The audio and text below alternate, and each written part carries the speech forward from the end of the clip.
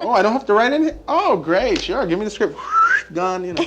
But he lets me, Jimmy Comic producer is very good about it. Freddie Prinze was making $25,000 a week. He had just performed for the president. His catchphrase, "looking good," was everywhere. But on January 28, 1977, he started calling everyone: his mother, his ex-wife, his friends. Everyone saw the warning signs, but nobody could stop what was coming. At just 22 years old, the star of Chico and the Man was done pretending. What happened next shocked Hollywood forever. Edward Carl Prutzel carried a secret that shaped his family forever. In 1934, at 19, he escaped Nazi Germany as a young Jewish and Lutheran man. America gave him a new life, but tragedy followed. During his first marriage, his 5-year-old daughter, Alice, drowned in their swimming pool. Edward was painting the house and wasn't watching. Finding her lifeless body crushed him. From that moment, he never forgave himself. Alcohol became his escape. His drinking destroyed his first marriage and left him empty. Even after marrying Maria Graniela, he stayed haunted by the past. The fear of losing another child kept him distant. That dark secret would follow the family forever. Maria Graniela loved Edward, despite his scars. Born in Puerto Rico, she came to New York to work in a factory. She hoped her love could mend him. On June 22, 1954, she gave birth to Frederick Carl Prutzel at St. Clair's Hospital. The world would come to know him as Freddie Prinze. Maria fought hard to give him a better life. Even as Edward stayed trapped in guilt and drinking, she held the family together. Maria gave Freddie strength, but trauma had already settled deep in the house. Freddie was born into violence. The streets of Washington Heights in the 1960s were rough. Crime was everywhere.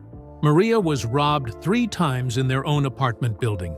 Freddie was scared for his mother. After school, he rushed home to protect her. It was dangerous just walking those streets. Gangs ruled most blocks. To survive, Freddie had to join one. It was not a choice. It was a way to stay alive. Many kids around him ended up in jail. Freddie promised himself he'd do better. Comedy became his escape. His mother wanted him to grow strong, so she put him in ballet class. Freddie was a chubby, asthmatic boy with glasses. Ballet was an odd choice for a boy back then, but Maria wanted him to control his weight and feel proud. At the same time, she gave him a strict mix of cultures. On weekdays, he went to a Lutheran school. On Sundays, he attended Catholic Mass. It was confusing. It was hard to fit in, but it shaped him. He learned to adapt. It made him tough. Freddie also learned that humor could save him. Kids teased him for his weight and asthma. Instead of fighting back, he made them laugh. He mimicked teachers. He told jokes in the boys' bathroom. Soon, kids skipped class just to see him do his routines. Even at the prestigious Fiorello H. LaGuardia High School, he kept making people laugh.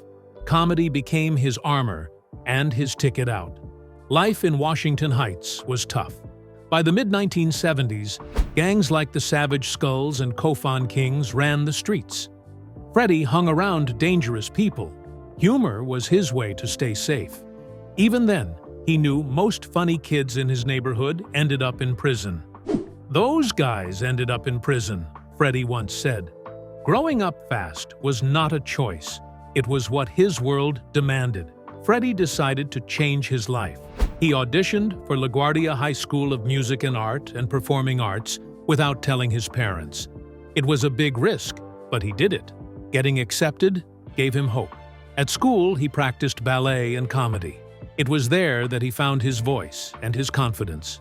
For the first time, he felt like he belonged. But outside of school, survival was tough. Freddie dealt small amounts of drugs near 157th Street and Broadway. The drug trade was part of daily life. Selling gave him money and respect. It also gave him a sharp view of how hard people struggled. This experience made him wiser and gave him stories to tell. Freddie was also a hidden musical talent. Even as a teenager, he played the drums, guitar, and piano. Tony Orlando and Dawn heard him sing and invited him to work on the album To Be With You. Music and comedy came together in Freddie. On stage, his timing was perfect. Off stage, his heart was full of rhythm. He decided to leave school before his senior year.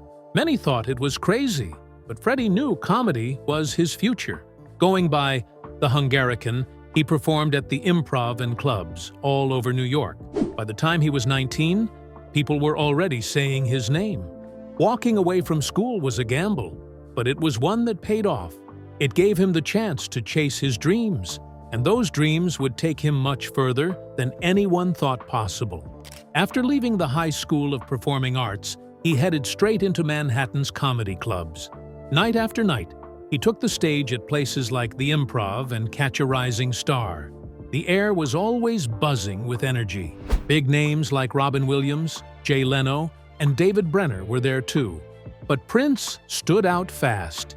He had a style nobody had seen before. He called himself Hungarican, blending Puerto Rican and German-Hungarian roots into his jokes. Audiences loved his honesty. He was funny without trying too hard. Sometimes he'd jump on stage with nothing prepared. That's when he was at his best. He could make people laugh by telling stories about his family, his culture, or anything that came to mind. Every set was different. Every night felt electric. By 1973, everyone was already whispering his name. As his star rose, Prinze kept one hero close to his heart, Lenny Bruce. Bruce was fearless. He tackled subjects most comedians wouldn't dare touch.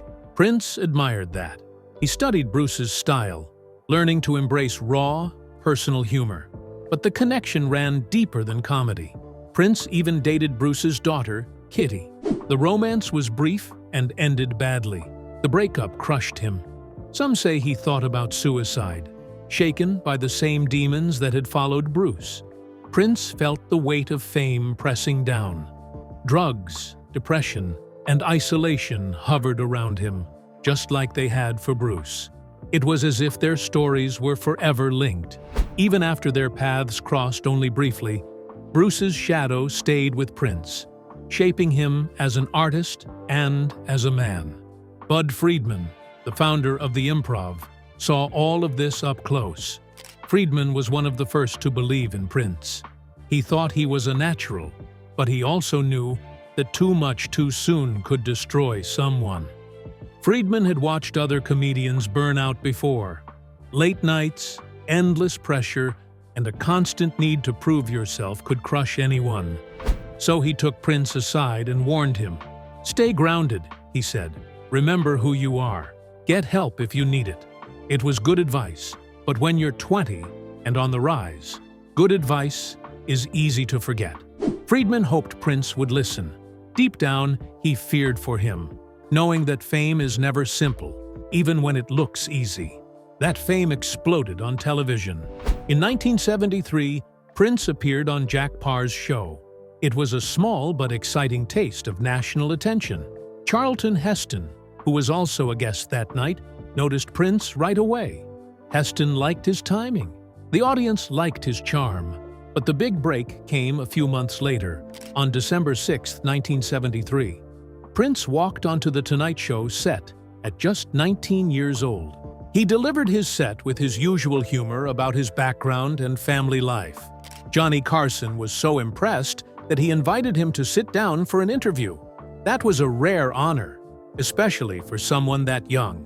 On December 6, 1973, a 19-year-old comedian named Freddie Prinze walked onto the stage of The Tonight Show starring Johnny Carson. No one in the audience really knew him yet, but by the end of his set, everything had changed. Prinze was funny in a way that felt fresh and real. The crowd laughed hard, and Johnny Carson himself was clearly impressed. It wasn't just an ordinary stand-up spot. Carson did something he rarely ever did for new comedians. He invited Prinze over to the couch for a sit-down chat. That simple gesture told millions of people watching that Prinze was someone special. Overnight, this teenager had gone from playing small clubs to becoming a household name. Carson rarely gave such strong approval to a newcomer. He was famous for having high standards, and making him laugh was tough enough. Prinze didn't just make him laugh, he earned Carson's full attention. Soon after that, December 1973 appearance, Prinze was invited back on the show several times. Carson even let him guest host the program, which was unheard of for someone so new. That kind of opportunity was usually reserved for established stars like Joan Rivers or Bob Newhart, but Carson believed in Prinze. It gave the young comic a chance to grow in front of millions of viewers, and it showed everyone in Hollywood that Prinze was going to be a star. Within 72 hours of that first Tonight Show performance, NBC was already calling. They rushed to sign him before anyone else could. Network executives could see that Prinze connected with everyone, whether they were mainstream audiences or people who rarely saw someone like him on television. They offered him everything they could, including specials and even his own series. This wasn't just a deal. It was the kind of phone call that could make someone a millionaire overnight. Prinze was suddenly flooded with offers. Everyone wanted a piece of him. The buzz was impossible to ignore. Magazines put him on their covers. Studios were knocking on his door. Fans followed him everywhere. Prinze was only 19, and it was moving too fast. Even Entertainment Weekly would later say that this was a double-edged sword. Too much too soon for someone so young. Prinze himself admitted that fame was hard to handle. Drugs and the pressure of the spotlight began to take their toll. People in Hollywood were worried. They admired his talent, but they could also see that the weight of success was crushing him. When Chico and the Man premiered on September 13, 1974, at 8:30 p.m. on NBC, it grabbed everyone's attention. Right away, it shot to the top of the Nielsen ratings and stayed one of the most watched shows all season. 19-year-old Freddie Prinze played Chico Rodriguez. He had only recently appeared on The Tonight Show starring Johnny Carson, and now he was the star of his own series. The story was simple, but powerful. Chico was a bright, hopeful young Chicano, working in a run-down garage owned by a grumpy old Anglo named Ed Brown, played by Jack Albertson. That mix of youth and wisdom, comedy and heart, was exactly what America loved. Within weeks, the show was a sensation. Prince's catchphrase, "looking good," was everywhere. He went from being almost unknown to becoming a superstar. Magazines, talk shows, comedy albums, his face was everywhere. And it was rare for a brand-new sitcom to jump straight to #1 in the ratings. It was even more surprising given Prince's youth and lack of television experience.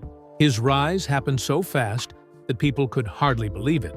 The show stayed popular for 2 more seasons, but even as millions laughed, trouble was already stirring in Prince's personal life. The real magic came from Prinze and Jack Albertson. Albertson was already a respected actor with an Emmy for The Sunshine Boys. On screen, he played Ed as a stubborn old garage owner who didn't trust anyone, especially Chico. Prinze played Chico as energetic and full of dreams. Together, they created a perfect balance of humor and honesty. They argued, they learned from each other, and slowly became like family. The show's creator, James Comack, picked Prinze after watching him read with Albertson. It was obvious they had real chemistry. That chemistry wasn't just on screen. Off-screen, the two actors were close. This real friendship made the serious themes in the show feel more real. Chico and the Man dealt with racism, poverty, and the gap between generations, but it did so with humor and warmth. That balance kept people coming back every week. Audiences weren't just watching 2 characters, they were watching a heartfelt bond grow right in front of them. And the show mattered for more than laughs.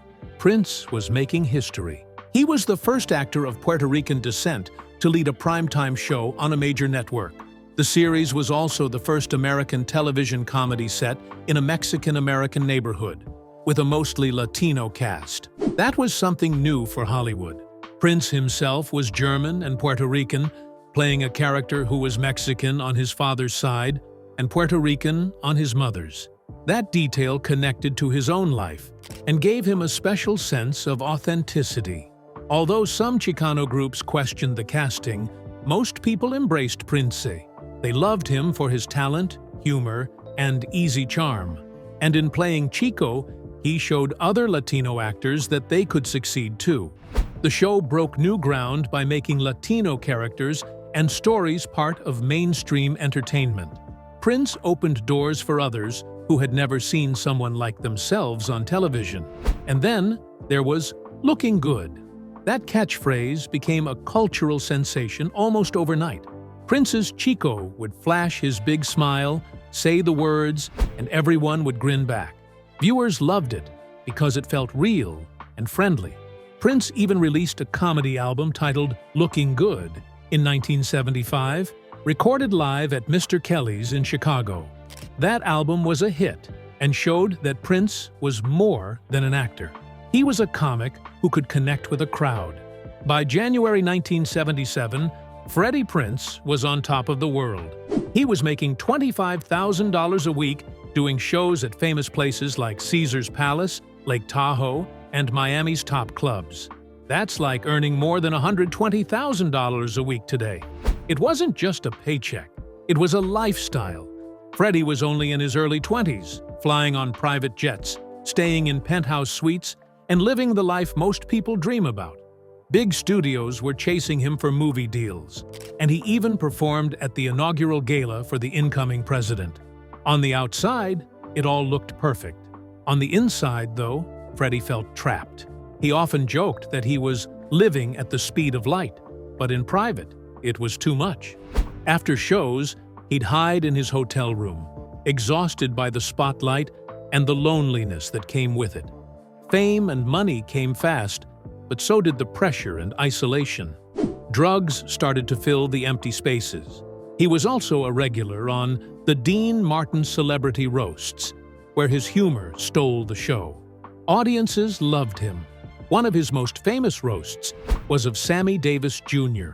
Freddie took the stage with bold jokes that had everyone laughing so hard they could hardly breathe. Another time, at the roast of Muhammad Ali, he spoke about idolizing Ali and trying to box like him as a kid. Freddie had this rare skill of making people laugh while making them feel something deeper. But behind the jokes, the pressure was crushing. Every time he went up there, he had to top himself.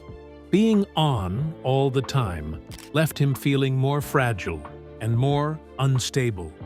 Freddie's love life was just as complicated. He dated some of the most beautiful women in Hollywood, like Raquel Welch and Pam Grier. Pam Grier wrote in her memoir about their passionate but turbulent relationship. She loved him, supported him, and witnessed him struggle with his demons. He could be funny and warm one moment and lost in sadness the next. Freddie also married Kathy Cochran in 1975, and they had a son, Freddie Prinze Jr. But the marriage fell apart fast. Rumors of cheating and his increasing drug use pulled them apart. Even with someone by his side, he never felt fully safe or truly loved. The fame, his childhood scars, and his trust issues left him feeling empty, no matter who was in his life. He tried to focus his energy into something positive, like martial arts. Robert Wall, who trained with Bruce Lee and appeared in Enter the Dragon, became his teacher and friend. Robert was also Freddie Jr.'s godfather. The training was meant to give him control and balance. But even in that disciplined world, Freddie was trying to fight off his inner chaos. The tight community of martial artists and fighters gave him a brief sense of belonging. Still, it never lasted. It was just another way for him to distract himself from the pressure and sadness that chased him. Freddie Prinze and Kathy Cochran married in a quiet Las Vegas ceremony on October 13, 1975. Freddie was only 21, but already a huge star from Chico and The Man. Kathy was 25 and had been a cocktail waitress before they met. Freddie hoped marriage would calm the chaos around him. Fame was moving fast, and so were his drug habits. The wedding itself was small, held inside a suite at Caesar's Palace, with just close friends and family around. It felt like a chance for a fresh start. But that feeling didn't last long. Hollywood life and Freddie's addiction began to chip away at the promise they hoped for. When their son, Freddie Prinze Jr., was born on March 8, 1976, Freddie seemed truly happy. The birth took place in Los Angeles, though some people thought it happened in Albuquerque, where Freddie Jr. grew up after his father's death. The baby gave Freddie a sense of purpose. He loved being a dad and often spoke about him, but the addiction and depression never left. Within 10 months, Freddie was gone. Freddie Jr. would later say that his mother, Kathy, was his strength and did all she could to raise him. The joy of becoming a father wasn't enough to stop the problems that were dragging Freddie Sr. deeper into sadness. By January 26, 1977, things had reached a breaking point. Kathy filed a restraining order because she was scared. Freddie had been acting reckless. Drugs and paranoia made him dangerous, even to himself. The order banned him from seeing his son or contacting Kathy. Friends remember Freddie looking shattered by this. It felt like losing everything all at once. He had been carrying a gun, talking about suicide, and using more cocaine and quaaludes every day. Everyone could see his pain, but nobody could seem to reach him in time. On January 28, 1977, Freddie received divorce papers. They were harsh. Kathy wanted $25,000 for lawyers, $10,000 in court fees, $4,000 every month for alimony, and $1,000 a month in child support. On top of that, she wanted him to cover all medical expenses. The cost was crushing, but so was the heartbreak. Freddie called family and friends all night. He felt hopeless. Many would later say this was the final blow. He was scared about losing his son forever. That divorce wasn't just legal. It marked the end of what little stability Freddie had left. Kathy had only been married to him for 15 months before filing papers. Freddie's behavior had spiraled. Drugs like quaaludes and cocaine ruled his life. Even after she left him, Kathy said she was scared. Nights where she found him lying motionless in bed, strung out on pills and cocaine, scared her. Freddie had already been arrested for driving under the influence on November 16, 1976. Police had stopped him for swerving all over the San Diego freeway. Variety wrote about the quaaludes charge, making it public. Studios and networks took notice too. His career started to stall. Freddie's addiction began with quaaludes, which his psychiatrist had prescribed too often. Dr. William Kroger gave him enough pills to last months, and Freddie took them all. Cocaine followed next. Friends like Jimmy Walker spoke later about how deep he had gone into drugs, how those pills and powders messed him up and changed him. Even when his wife left, Freddie kept using. The drugs fueled paranoia, insomnia, and long, dark nights. They created a vicious cycle that isolated him more every day. That isolation showed up in risky, frightening behavior. Freddie would joke about suicide by waving a loaded pistol around. At first, the safety was always on. Friends remembered him laughing and saying, "You thought I shot myself," after pulling the trigger. But his grip on reality was slipping. Business manager Marvin Snyder was with him the night of his death. This time, there was no safety on the gun. By then, Freddie had already gone through psychological testing. Doctors wrote that he was suspicious, disconnected, and angry. They recommended serious outpatient treatment or even hospitalization. On set, co-star Jack Albertson noticed him disappearing into his thoughts and moods, then forcing himself to smile.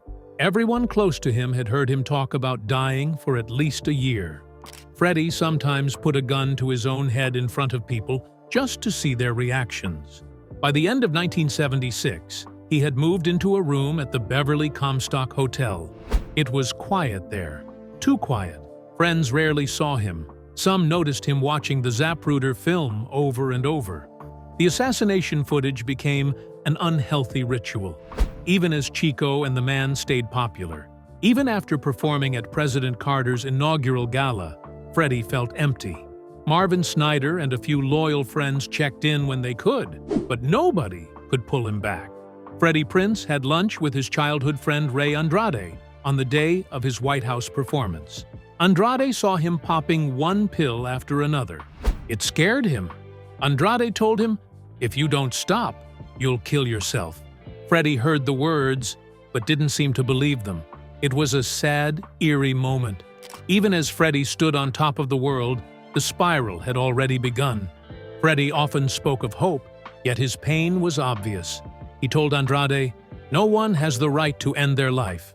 As long as you are alive, you have hope." That was what he believed. But inside, he was battling depression and addiction. On the surface, he looked fine. Deep down, he felt lost. On January 27, 1977, Freddie filmed his last episode of Chico and the Man. It was called Ed Talks to God. On screen, his character used a knife in a dark comic moment that feels eerie looking back. The next day, Freddie began to say goodbye. In the early hours of January 28th, at about 3 a.m., he picked up the phone. One by one, he called his mother, his ex-wife Kathy, and a few close friends. "This is my choice," he told them. "I can't go on. I need peace." To his mom, he said, "I love you, but I can't do this anymore." To Kathy, he told her to look after their baby, Freddie Jr. Each call was calm, too calm. Freddie's business manager, Marvin "Dusty" Snyder, heard the pain in his voice and rushed to Freddie's hotel. When Dusty arrived, he found Freddie upset and still making his goodbyes. Dusty begged him to hold on, to remember his family and his career. But Freddie was set. Dusty was someone Freddie trusted, someone who had seen his struggles up close. Even he could do nothing. Freddie ended one last phone call. Then he reached under a sofa cushion and pulled out a small .32 caliber pistol. Dusty begged him to put it down. Freddie didn't listen. Calm and determined, he raised the gun to his temple and pulled the trigger. Dusty was right there, powerless to stop him. When police searched the room, they found a short note. It read, "I must end it. There's no hope left. I'll be at peace. No one had anything to do with this. My decision, totally. P.S. I'm sorry. Forgive me. Dusty's here. He's innocent. He cared." Even in his final words, Freddie thought of others. He didn't want anyone to blame Dusty. Freddie was rushed to UCLA Medical Center. Surgeons fought to save him. His mother, Kathy, and friends like Tony Orlando stayed by his bed for 33 hours. A priest gave him last rites. Doctors told them, "It's in God's hands now." But there was no miracle.